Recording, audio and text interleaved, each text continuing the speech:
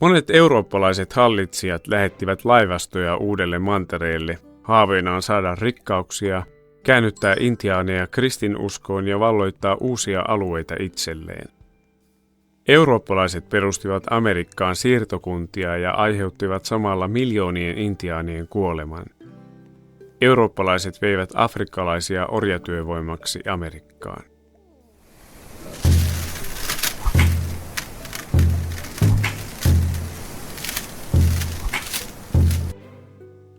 Intiaanit joutuivat pakkotyöhön. Kun espanjalaiset olivat valloittaneet Azteekkien ja Inkojen valtakunnat, niistä tuli siirtomaita ja ne liitettiin osaksi Espanjaa. Espanja otti haltuunsa ison osan Väli- ja Etelä-Amerikkaa. Portugali valloitti Etelä-Amerikasta nykyisen Brasilian alueen. Monet intiaanit kuolivat valloitussodissa tai heidät teloitettiin. Elonjääneet joutuivat pakkotyöhön eurooppalaisten haltuun ottamille maatiloille ja kaivoksiin. Työolot olivat surkeat ja monet intiaanit kuolivat raskaan orjatyön seurauksena. Eurooppalaiset toivat mukanaan myös tauteja, kuten isorokon, joihin intiaanit sairastuivat ja kuolivat. Intiaanien oma kulttuuri, uskonto ja tavat tuhoutuivat. Se, mikä eurooppalaisten näkökulmasta oli löytöretkeilyä ja uusia mahdollisuuksia, oli intiaanien näkökulmasta sortoa, ryöstöä ja kurjuutta.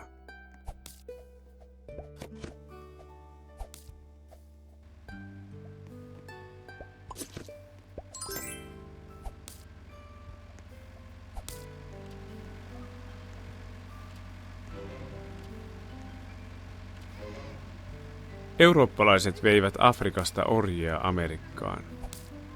Eurooppalaiset olivat purjehtineet Afrikan länsirannikolla jo 1400-luvulta lähtien.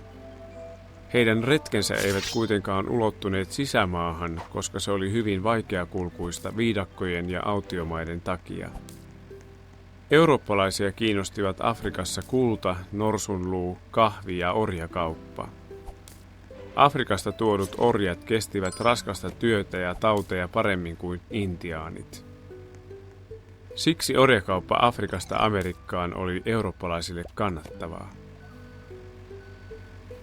Länsi-Afrikassa afrikkalaiset päälliköt kaappasivat ihmisiä sisämaasta, kuljettivat heidät rannikolle ja myivät orjiksi.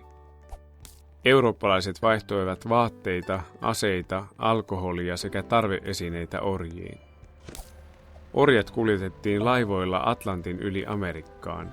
Matka oli orjille erittäin raskas, sillä laivat olivat ahtaita, matka pitkä ja ruokaa vähän. Monet orjat kuolivat matkan aikana. Amerikassa kauppiaat myivät orjat huutokaupoissa ja lastasivat laivat Eurooppaan vietävillä tavaroilla kuten tupakalla, sokerilla ja puuvillalla. Orjakaupan seuraukset afrikkalaisille olivat tuhoisia. Miljoonat ihmiset joutuivat eroon perheistään, ja he päätyivät raatamaan orjina eurooppalaisten omistamilla maatiloilla ja kaivoksilla. Laivat toivat rikkauksia ja ruokaa Eurooppaan. Eurooppalaiset valloittajat kuljettivat intiaaneilta ryöstämänsä kullan ja hopean Portugaliin ja Espanjaan. He toivat Eurooppaan myös uusia hyötykasveja, hedelmiä, sokeria, puuvillaa ja mausteita. Yksi tärkeimmistä tuontikasveista oli inkojen viljelemä peruna, joka levisi nopeasti moneen eurooppalaiseen ruokapöytään.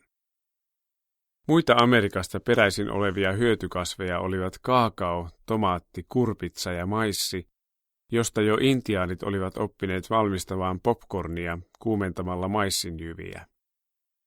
Intiasta tuodut mausteet antoivat ruokiin uudenlaisia makuja ja intiaanien käyttämä tupakka levisi merimiesten mukana Eurooppaan. Löytöretkien myötä kaupankäynti lisääntyi Euroopan maiden välillä, kun Amerikasta tuotuja uusia kauppatavaroita alettiin myydä maasta toiseen. Porvarit saivat lisätuloja tavaroiden kuljettamisesta ja myymisestä. Laivanrakentajat menestyivät, kun tavaroiden ja orjien kuljettamiseen tarvittiin entistä enemmän laivoja. Eurooppalaiset levittäytyivät Amerikkaan. Espanjan ja Portugalin Amerikasta saamat rikkaudet aiheuttivat kateutta muissa Euroopan valtioissa. Varsinkin Englanti, Hollanti ja Ranska lähtivät mukaan tavoittelemaan rikkauksia ja valloittamaan Amerikasta alueita itselleen. Maat perustivat Amerikkaan siirtokuntia.